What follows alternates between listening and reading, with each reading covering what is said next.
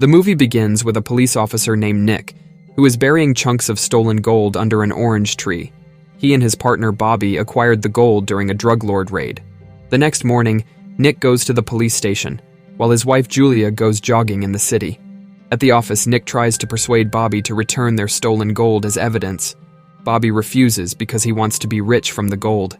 They are then assigned to raid a drug supplier in an empty warehouse and head to the scene. Upon arrival, they start the raid, and a shootout ensues. As Nick chases a dealer named Garza, Bobby suddenly stops him.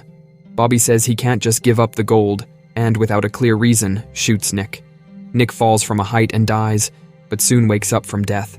He is shocked to find time has stopped. He leaves the warehouse and sees a large vortex in the sky. Suddenly, Nick floats up and is sucked into the sky, taking him to eternal judgment. But before the judgment, Nick is pulled into a room and interviewed by Proctor.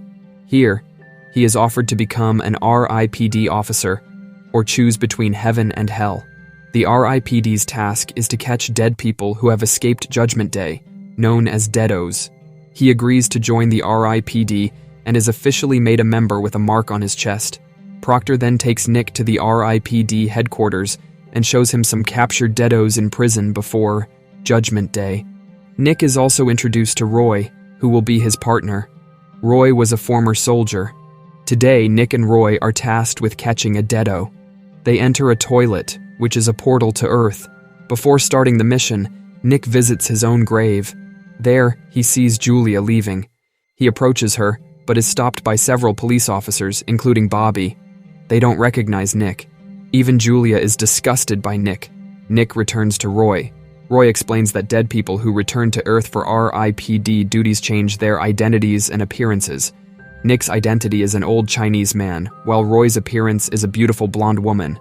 That night, Roy and Nick enter an apartment to find a deado. They find one in a room. Here, he looks normal, but when he eats special food, he changes to his original form. Roy tells Nick to catch him, but when Nick tries to handcuff the deado attacks Nick and cuts off his arm. Then, the deado escapes by jumping from a height. Nick and Roy also jump. They don't die from the fall.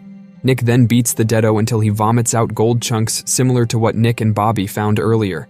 Nick is shocked to see the gold. Then, Roy immediately shoots the deado in the head with a special bullet. After that, Nick thinks about the gold chunks. However, Roy rants because Nick almost failed to catch the deado. Nick gets so annoyed that he ends up throwing Roy towards a bus, causing Roy's hat to fly off. Shortly after, Roy and Nick return to the R.I.P.D headquarters to submit the gold as evidence. Still curious about the gold, Nick then invites Roy to investigate it together. Roy agrees, and takes Nick to his trusted informant named Elliot, a deado allowed to stay on Earth on the condition of helping the R.I.P.D. When they meet Elliot, they bait him by giving the gold to Elliot for free. Then, they secretly watch Elliot from a distance. Soon after, they see Elliot go to meet someone to hand over the gold, and it turns out to be Bobby. Roy and Nick immediately follow where Bobby goes. When Bobby stops, Nick starts to get emotional. Bobby stops at Julia's house. Nick and Roy follow and eavesdrop on Bobby and Julia's conversation. It turns out, Bobby is asking about something Nick buried without Julia's knowledge. Then, Julia points to an orange tree, and when it's dug up, there are gold chunks covered with cloth inside. Julia is shocked to find out Nick has stolen. After that, Bobby puts the gold in his car and leaves. Nick and Roy don't just stand by, they follow Bobby. At that moment, a deado named Pulaski arrives. Then Bobby hands over the gold to Pulaski.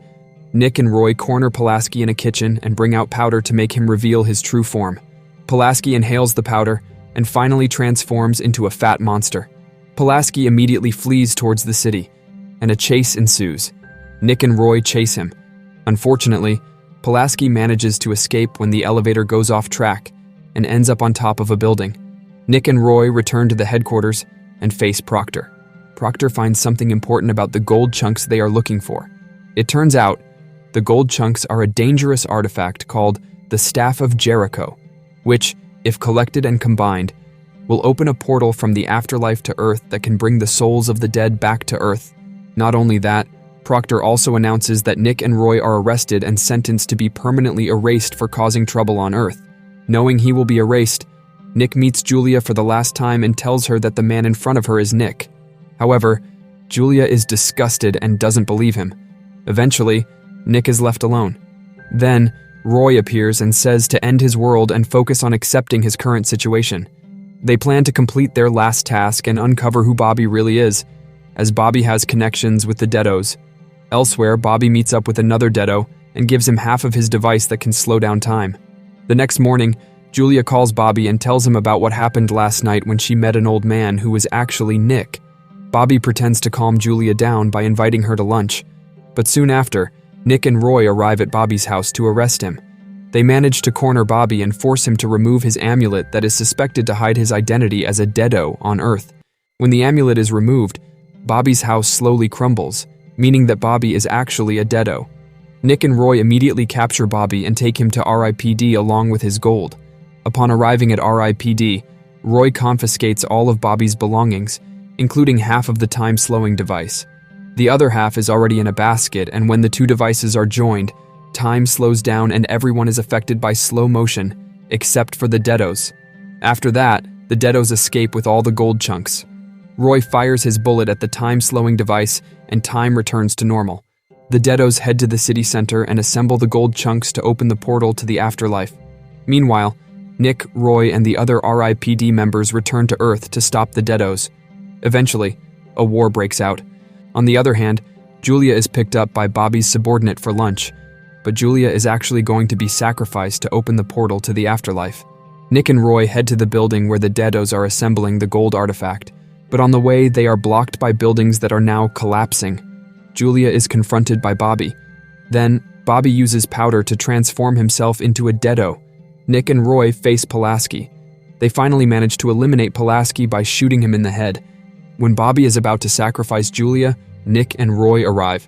But unfortunately, Bobby stabs Julia and makes her blood part of the ritual to open the portal. Without thinking, Roy shoots several deados. After that, Roy tries to destroy the artifact. Meanwhile, Nick meets Bobby. The living souls can see Nick's true form. Nick encourages Julia to stay alive but finally says goodbye. Meanwhile, Nick also defeats Bobby by shooting him in the head. At that moment, time stops, because Julia is badly injured and almost at the end of her life. In short, Julia wakes up from her coma. Proctor disguises herself as a nurse just to make sure Julia is okay. After that, Proctor says that Roy and Nick are freed from punishment and their contracts are extended for 53 years. After that, Proctor gives Roy a new hat, while Nick is given a new identity, and the movie ends.